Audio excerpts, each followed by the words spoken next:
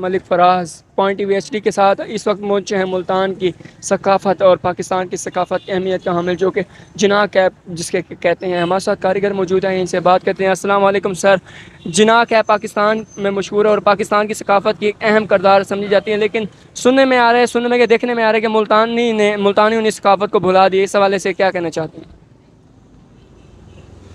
میں اعوذ باللہ من الشیطان الرجیم بسم اللہ الرحمن الرحیم. یہ تو ایک ایسا کلچر ہے جو پاکستان کی طرف سے ہے. یہ اپنا قائد اعظم محمد علی جناح نے یہ اس قوم کو دیا ہے, اور میں تو یہ کہوں گا کہ یہ کم ہوتا جا رہا ہے.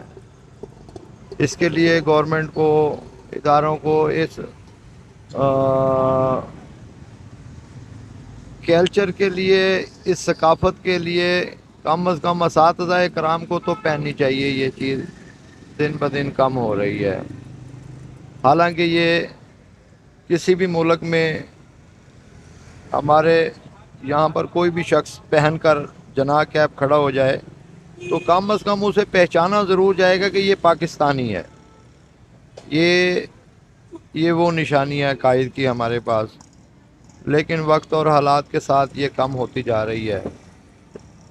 تو یہ کیلیبر والے ہی لوگ پہنتے ہیں, ایک مقام والے لوگ پہنتے ہیں.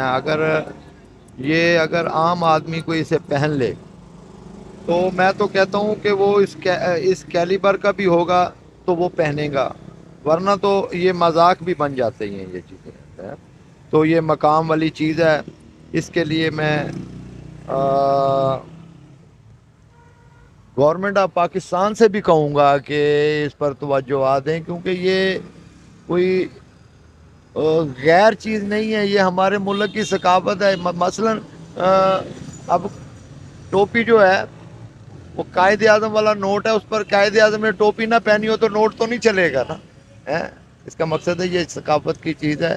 اس کے لیے میں گورنمنٹ سے بھی التجا کرتا ہوں کہ اس کے بارے میں کوئی کم از کم اساتذہ کرام تو پہنے نا.